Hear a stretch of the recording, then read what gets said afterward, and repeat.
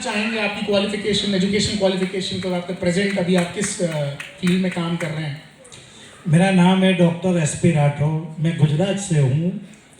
मैंने MBBS किया है, MS किया है, LLB किया है, PhD मेरा चालू है, लेकिन कोरोना में ड्यूटी होने से मेरा थीसिस सबमिट नहीं हुआ है। मैं गवर्नमेंट में हायर रैंक में हूँ, क्लास 1 ऑफिसर हूँ और डेप्यूटी डायरेक्टर हूँ GMERS जो ग्रुप है उसमें। उसके बाद फिर इस बिजनेस को चुना आपने, क्या रीजन है? मतलब आप इतने क्वालिफाइड हैं तो आप एक अच्छी जॉब में भी हैं और अच्छे सेटिस्फाई संतुष्ट रह सकते हैं, उसके बाद फिर बिजनेस, और फिर यही बिजनेस क्यों? और भी बहुत सारे बिजनेसेस हैं। पहले भी मैं एक बिजनेस में था, तब भी मेरे गुरुजी थे, वो SP बारिल जी थे। कि SP बारिल जी, इसके अलावा कोई और बिजनेस किया? उनको मैंने जामनगर में सुना था। उसके बाद वो बिजनेस तो मैं नहीं कर पाया। अच्छा, पुरानी कंपनी? हाँ, पुरानी कंपनी। और उसके बाद मेरे को सर, मैं जब as a dean I was working in PDU medical college Rajkot Gujarat, जहाँ से हमारे मोदी जी पहली बार CM बने थे। तो कॉलेज में मैं डीन था और मैं मीटिंग कंप्लीट किया और मेरे को चेस्ट पेन आया। It was a severe heart attack. मैं तुरंत ही सामने ICU में चला गया और मैंने तुरंत ही गाड़ी बुलवा ली, एम्बुलेंस, और मैं स्टर्लिंग हॉस्पिटल में एडमिटेड हो गया। तब मैं सोच रहा था कि जाना तो है, लेकिन अगर मैं चला गया तो मेरे परिवार का कौन? ये प्रश्न मेरे में आया। और मैंने अच्छे काम किए थे तो मैं बच गया, लेकिन तब मैंने तय किया कि अब ऐसा कुछ काम करना है कि परिवार को कोई तकलीफ नहीं। So for the security, financial freedom of my family, I have taken decision to do something. और बड़ी अच्छी बात बता रहा हूँ सर जी, कि मेरी जो अपलाइन है वो मेरा दोस्त है, 22 साल पुराना दोस्त है, उम्र में मेरे से 15-20 साल छोटा है। I am running 58। अब वो MM9 है, तो हमारे गुजरात वाले समझ गए, मांड 9 पास, मुश्किल से। So he has not clear SSC, but he is my best friend. उन्होंने मेरे को ये बिजनेस बताया नहीं, समझाया भी नहीं, फिर भी दोस्ती देखो, उसने शुरू किया है तो मैंने भी शुरू किया।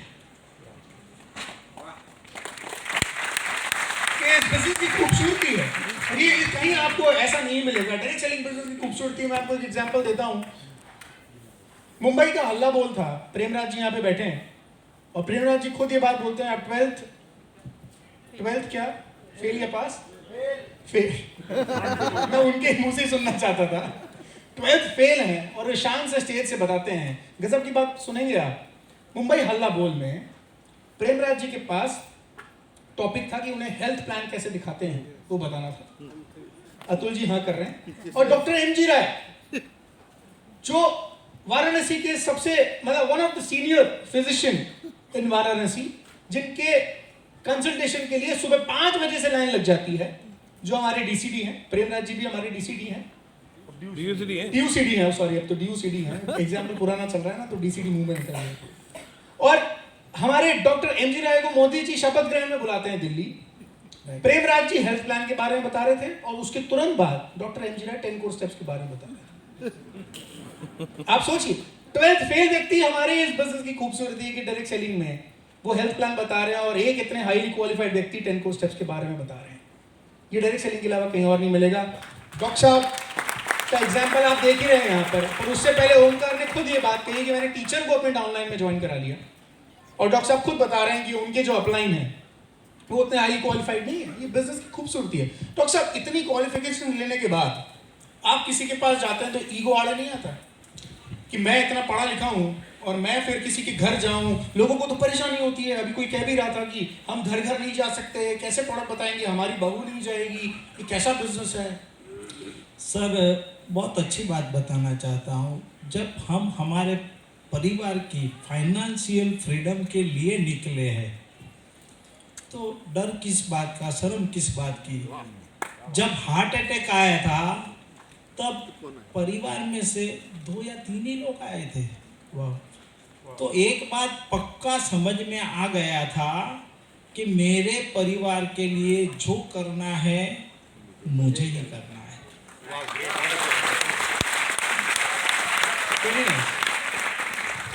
डॉक्टर साहब, कितनी जल्दी आपने इस बिजनेस को बिल्ड किया, वो एक हादसा होने के बाद? क्या एक सेंस ऑफ अर्जेंसी है, क्योंकि आपने कम समय में एक अच्छी अचीवमेंट ली है? मैंने सर, मैं इतने प्लान दिखाता था कि मेरी अपलाइन का फ़ोन आता था कि रात के 2 बजे आप सो जाओ। कितने प्लान हो पाते थे सर आपके जॉब के साथ? आप डीन हैं। हाँ सर, मैं जूनागढ़ में डीन था। मेरा ड्यूटी शुरू होता था 10:30 को। मैं सुबह एक प्लान कंडक्ट कर लेता था 9 बजे। फिर मैं किसी के घर पे जाके? नहीं सर, मेरे डीन बंगले पे मेरा सब फैसिलिटी था। तो मैंने हमारे गैरेज में भी बोर्ड लगाया था, मेरे हर कमरे में बोर्ड था। और ताजुब की बात बताऊं, मेरे पास 3 गाड़ियाँ, तीनों गाड़ियों में मैंने बोर्ड रखा हुआ था। तीनों गाड़ियों में 3 अलग अलग बोर्ड? अलग अलग बोर्ड। और मैं विथ मटेरियल ही जाता था। और मटेरियल मतलब टूल्स? ये टूल्स अपने सारे टूल्स आपकी गाड़ी में सारे टूल्स में गाड़ी में रखता मतलब था। टूल्स के बिना बिजनेस पॉसिबल नहीं है सर, लोग कई बार लोग खाली हाथ पहुंच जाते हैं किसी के पास। मैं सर खुद अपना बोर्ड निकाल के खड़ा करता था। और मैं जहाँ जहाँ खाना खाया है ना, उस मालिक को तो मैंने प्लान दिखाया है, ढाबे के मालिक को। हाँ। और वो ढाबा वाला स्पॉन्सर हुआ नहीं हुआ, लेकिन आजू बाजू खाने वाले हो गए। मैं एक ही बात में मानता हूँ कि जो मेरे बिजनेस में आने वाले हैं वही आने वाले हैं, जो नहीं आने वाले हैं वो रुक ही रहेंगे। जी जब मैं पहली बार माइक एक मिनट माइक। जब मैं पहली बार इनके घर पे गया जी, तो इनकी कॉलेज में इनका डीन थे वहाँ कॉलेज में। तो जितने भी लोग सिक्योरिटी गार्ड है, तो मुझे इंट्रोडक्शन हो रहा है कि he is a bronze director, he is a silver director, he is a gold director.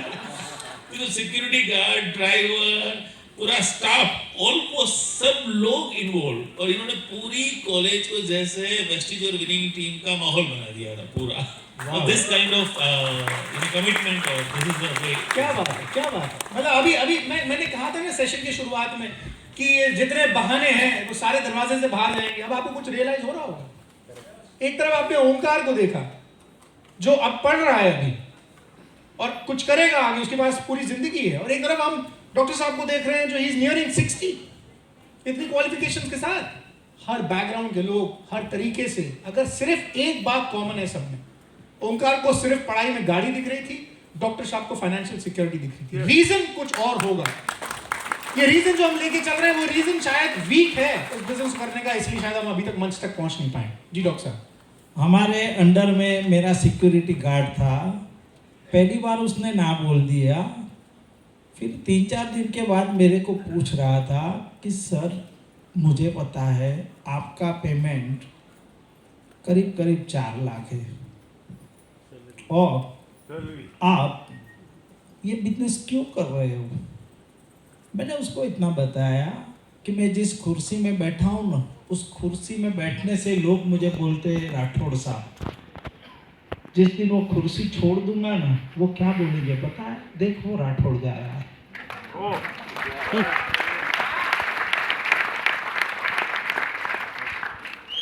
अगर मैं ये बिजनेस कर रहा हूँ तो जब भी मैं यहाँ से निकलूँ तो ये सरकारी गाड़ियाँ है, बंगला है, आप लोग सैल्यूट लगाते हो, तो I have all this facility. तो मैं रिटायर होने से पहले ये फैसिलिटी मैं अपने खुद के लिए खड़ा करना चाहता हूँ। उसके बाद सर वो उसने आधार कार्ड निकाला, स्पॉन्सर हो गया। फिर बोले करना क्या है। मैं कहूँ कुछ नहीं करना है, कुछ 4-5 लोगों को इकट्ठा कर दे। और उसने सर इतना अच्छा काम किया बारिल सर कि वो बंदा बहुत क्विक गोल्ड हो गया। गोल्ड हुआ, उसका बहुत अच्छा चेक आया, बहुत ही बढ़िया 35,000 का चेक आया था। और इसके नीचे एक हमने फास्टेस्ट ब्राउन निकाला था, तो उसको 25,000 का चेक आया था। अब मजे की बात ये है कि ये कोरोना आया, उसमें वो बंदा जिसका नाम है Amritlal Dave, he expired, he was a gold director, security guard is expired. Sir, आप ताजुब करोगे कि जब वो एक्सपायर्ड हुआ तो वो करीबन जुलाई महीना था, 30 जुलाई को वो एक्सपायर्ड हुआ। 10 अगस्त को इसकी बीवी का फ़ोन आया कि राठौड़ सर, भले मेरे हस्बैंड चले गए लेकिन एक अच्छी बात है तो मैं आपसे फ़ोन किया है। तो मैंने बोला बोलो बहन जी क्या बात है। तो उन्होंने मेरे को एक ही बात बताई कि जब मेरे हस्बैंड एक्सपायर्ड हो गए तो सबसे पहला फ़ोन आपका था कि उनकी सोशल विधि के लिए जो भी खर्चा हो आप मुझे अमाउंट बताना, मैं आपको भेज दूंगा, आप किसी से मांगना मत।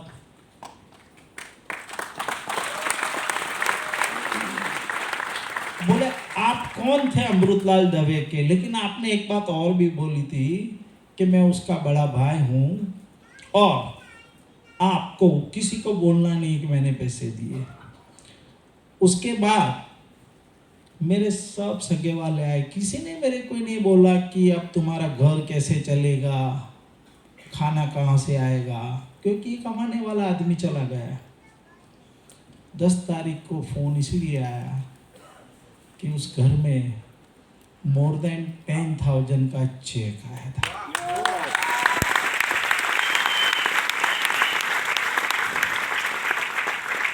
वो बंदे का 1 साल कंप्लीट हुआ तो उसकी श्रद्धांजलि थी। उसी के दिन हमने तय किया था कि इसका चेक डबल होना चाहिए। तो मैं और मेरी ग्रेट अपलाइन हरीश नड़ियापरा आज यहाँ हाजिर है, एक ताली हो जाए उनके लिए। हम दोनों ने डिसाइड किया कि कुछ भी हो जाए इसको एलओबी मिलना चाहिए, और हमने काम किया और हमने उस आत्मा को श्रद्धांजलि दी। उसका जो चेक जब एक्सपायर्ड हुए तब आए थे, उससे डबल चेक करके दिया। नहीं, बहुत बढ़िया। डॉक्टर साहब, आप क्या देखते हैं आप इस बिजनेस को, जिस मोमेंटम में आप हैं, जिस स्पीड से आप काम कर रहे हैं, कितनी जल्दी अब और क्या अचीव करने वाले हैं? मैं आप सबको ये बात बता दूं कि पैनल में आने का कोई क्राइटेरिया है, वो क्राइटेरिया हम बैकग्राउंड चेक करते हैं, किसने क्या है, कोई इंस्पायरिंग जर्नी है कि नहीं, पर एक क्राइटेरिया जो हम फॉलो करते हैं वो डायमंड एंड अबव। तो जो लोग डायमंड एंड अबव हैं वो कई बार क्वालिफाई करते हैं पैनल में आने के लिए। जो लोग यहाँ पर बैठे हैं, इसका मतलब ये बिल्कुल नहीं है कि इन्हीं लोगों ने कोई बहुत एक्स्ट्राऑर्डिनरी काम किया, ऐसा नहीं। बहुत सारे लोग ऑडियंस में हैं, और मैं कहूँगा इनफैक्ट सब लोग, जितने लोग ऑडियंस में हैं, उन सबकी अपनी एक स्टोरी है, पर हम सबको नहीं सुन सकते। पर सबको पूरा इक्वल मौका मिलेगा स्टेज पे आके बात करने का जब वो डीसीडी या डीयूसीडी जाएंगे। बट फिर भी इस जर्नी के दौरान जब हम काम कर रहे हैं, हर एक व्यक्ति, चाहे जितने फ्रंट लाइन डीयूसीडी ही हो क्यों ना हो, किसी के एक बहुत अच्छी कोई एक अलग हट के कोई स्टोरी होती है तो हम इनवाइट करके ज़रूर 5 से 7 मिनट में सुन लेते हैं कि कैसे वो काम कर रहे हैं। और ये जर्नी में ब्रेक नहीं लगेगा, इसके बाद तो शायद ही और मोटिवेटेड होंगे आगे जाने के लिए। डॉक्टर साहब।